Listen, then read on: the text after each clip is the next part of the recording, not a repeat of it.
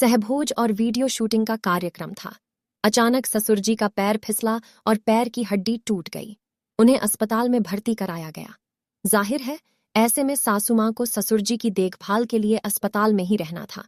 ससुर जी की तबीयत संभलने के तीसरे दिन सासू मां घर वापस आईं और सन्नाटा व उदास माहौल देखकर बोलीं, अरे उषा, ये शादी का घर है क्या? न कहीं रौनक, न कहीं उत्साह। वह क्या है? मैं दुविधा में बोली। अब रहने भी दे। 2 दिन के लिए मैं घर छोड़कर क्या गई? सब के सब एकदम सुस्त हो गए। वे नाराज होकर बोली। फिर नरेन से बोली, तेरे पिताजी की तबीयत अब ठीक है। आज तुम दोनों भाई उनके साथ रहना। मैं कल सुबह अस्पताल आऊंगी। घर में 2-2 बहुएं हैं, 2-2 लड़कियां हैं, पर शादी का घर तो एकदम भूत घर जैसा लग रहा है। मेरे पोते की शादी में ऐसी खामोशी क्यों भला? ऐसा खुशी का मौका क्या बार बार आता है? फिर क्या पूछना? उस रात ऐसी महफिल जमी कि आज तक भुलाई नहीं भूलती। देर रात तक संगीत समारोह की रौनक रही। सासू मां खुद खूब नाचीं और हर एक को उठा उठाकर हाथ पकड़कर खूब नचाया।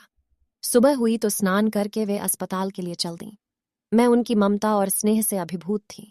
अपने दुख, अपनी चिंता, परेशानी को छिपाकर उन्होंने किस तरह मेरी खुशी को महत्व दिया था, उसे मैं कभी नहीं भूल पाती। उत्साह का वह रंग कभी कभार आज भी उनमें उभर आता है।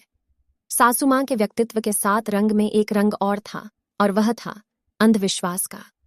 घर में कोई भी समस्या हो, निवारण हेतु वे सबसे पहले गुरुजी के पास दौड़ी जाती। फिर मनौती, चढ़ावा, पूजा, हवन वगैरह का दौर शुरू हो जाता। एक बार छोटे देवर ट्रैकिंग पर गए हुए थे। प्रतिदिन वहां के समाचारों में बादल, वर्षा, तूफान का जिक्र रहता। जब वे निश्चित समय तक नहीं लौटे तो हम सभी चिंता से व्याकुल हो गए। सासू मां ने तुरंत गुरुजी की सलाह ली और दूसरे दिन से अंधेरे में स्नान ध्यान कर गीले कपड़ों में मंदिर जाने लगीं। अम्मा, इस तरह परेशानी पर परेशानी बढ़ाओगी क्या? अब तुम भी बीमार पड़कर रही सही कसर पूरी कर दो। एक दिन नरेन बरस पड़े। अम्मा जी ने शांत सहज उत्तर दिया, भोलेनाथ की कृपा से हरेंद्र जल्दी घर वापस आएगा, और रही मेरी बात तो मुझे कुछ नहीं होगा। देखना, तेरा पोता गोद में खिलाने के बाद ही मरूंगी। वक्त बेवक्त नहाने, खाने और सोने से एक दिन जब सासू मां मंदिर में ही मूर्छित हो गईं, तो उन्हें अस्पताल में भर्ती कराया गया। 15 दिन बाद देवर जी सकुशल लौटे।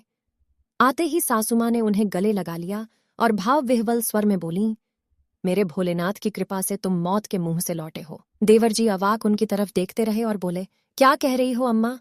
मैं और मौत के मुंह में? कुछ समझ नहीं आ रहा है। पूरी बात बताने पर वे उन पर बरस पड़े। अम्मा, जाने कैसे कैसे लोग तुम्हारे इस अंधविश्वास का फायदा उठाकर तुमसे पैसे ऐंठ लेते हैं।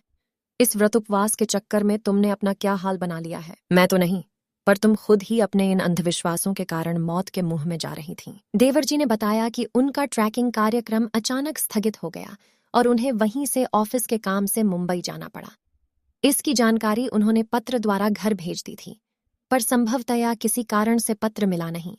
वह दिन और आज का दिन सासू मां ने नजर उतारना, मनौती, चढ़ावा सब छोड़ दिया है।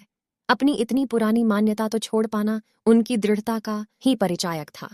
सासू मां में सही समय पर विरक्ति का रंग भी छलक उठा।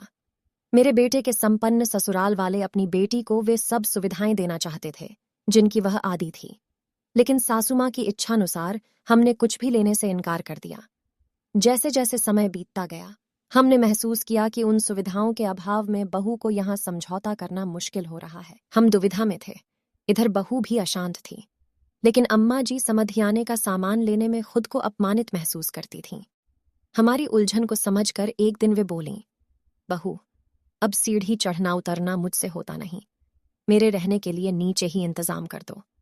तुम लोग ऊपर के दोनों हिस्सों में चले जाओ। बुढ़ापे में मोहमाया जरा कम कर लेने दो। अब मुझे घर की जवाबदारी से मुक्त करो। न सलाह मांगो, न देखभाल का जिम्मा दो।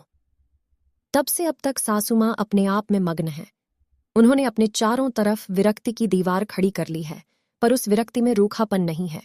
वे आज भी उतनी ही ममतामयी और जागरूक हैं जितनी पहले थीं। आश्चर्य की बात तो यह है कि बहू का ज्यादा से ज्यादा समय अपनी दादी सास के साथ ही गुजरता है। वह अपनी दादी सास की सबसे ज्यादा लाडली है। उसने भी महसूस कर लिया है कि अपने परिवार की सुख शांति के लिए ही दादी मां खुद ही तटस्थ हो गई हैं। अपने अधिकारों को छोड़कर वे सबके कल्याण में लगी हुई हैं।